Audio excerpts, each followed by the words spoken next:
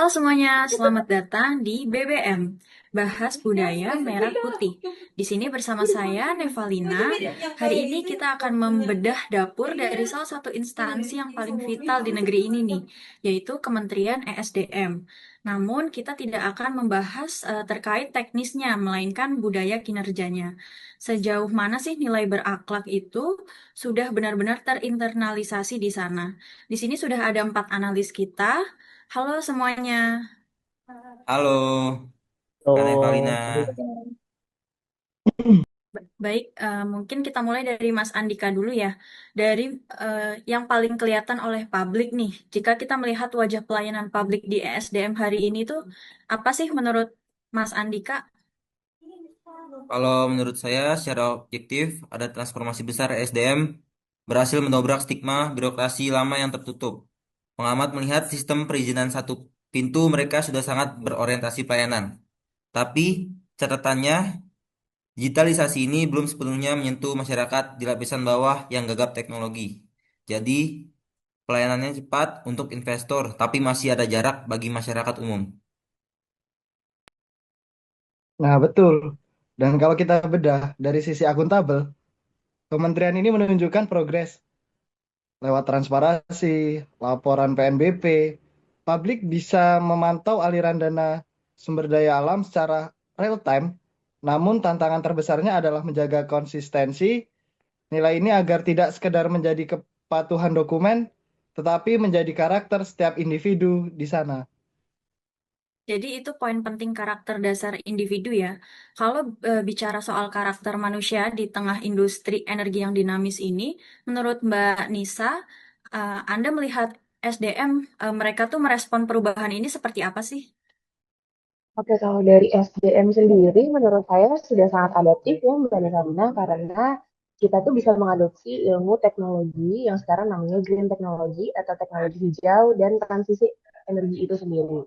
Tapi memang ada beberapa dinamika yang menarik. Secara kompetensi, mereka itu punya banyak banget ahli teknis yang luar biasa. Nah, ternyata itu adalah masalahnya. Jadi nilai kompeten di sana itu kadang masih terjebak pada spesifikasi dan spesialisasi yang saya rasa tuh masih sedikit. Orang-orang teknis yang memang jago banget di bidangnya, tapi kadang memang kurang dalam kemampuan manajerial dan komunikasi publik. Jadi bisa dibilang untuk public policy-nya masih bisa harus ditingkatkan. Oh, baik, jadi memang semacam ada gap ya antara kehebatan teknis di atas kertas ini dengan eksekusi kebijakan dan komunikasinya. Betul, jadi sistemnya tuh udah bagus, adaptasi dengan sistemnya sudah sangat baik, tapi pola pikir manusianya yang memang masih perlu adjustment. Berarti masih jadi PR besar nih pastinya. Kalau kita Betul. bicara soal eksekusi, ujung-ujungnya kan melibatkan banyak pihak lintas sektor. Menurut Mas Rizal, dari pantauan Anda, gimana sih dinamika hubungan antar unit ini berdampak ke lapangan? Kalau menurut analis lapangan ya, sering menemukan adanya dalam tanda kutip benturan kepentingan yang halus. Jadi secara nilai harmonis, mereka itu tampak solid tapi hanya di permukaan begitu.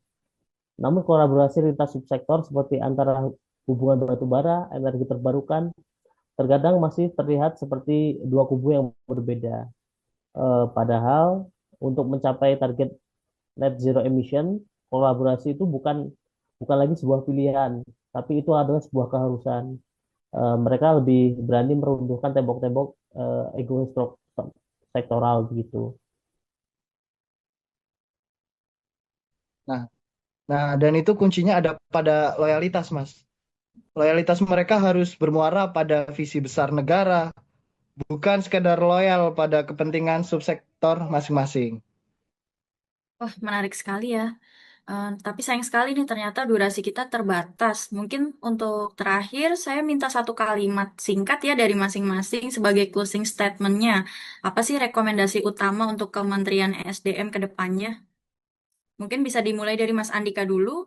Oke, kalau menurut saya pertahankan sistem yang sudah transparan, tapi perkuat sisi humanis dalam pelayanannya. Menurut Mbak Anissa, bagaimana nih? Ya, kalau menurut saya kita harus fokus pada pengembangan SDM. Jadi nggak cuma ahli teknis, tapi kita juga punya integritas yang berfokus pada akhlak yang kuat.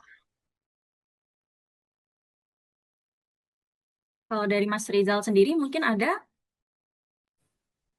Ya seperti yang saya bilang tadi ya Mbak ya, bahwa nilai suatu keharmonisan itu memang harus ada gitu di antara subsektor begitu karena eh, agar kebijakan pusat dengan kebijakan daerah itu tidak berbenturan begitu.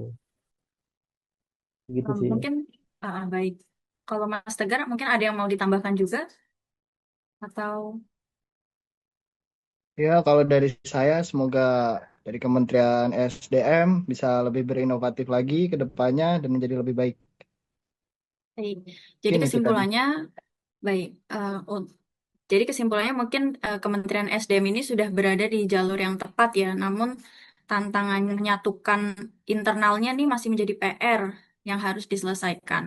Jadi menilai sikap berakhlak di SDM juga sama dengan menilai bagaimana jantung ekonomi bangsa dikelola. Karena keberhasilan internalisasi nilai di sini itu adalah jaminan bagi eh, kedaulatan Indonesia. Baik, terima kasih sekali Mas Andika, Mbak Nisa, Mas Rizal, dan Mas Tegar atas waktunya dan analisis tajamnya hari ini. Mungkin saya Nevalina pamit undur diri. Eh, Sampai jumpa di diskusi selanjutnya. Terima kasih Mbak Terima Nevalina. kasih. Terima kasih, Terima Bu kasih Nevalina. kepada Mbak Nevalina. Ya.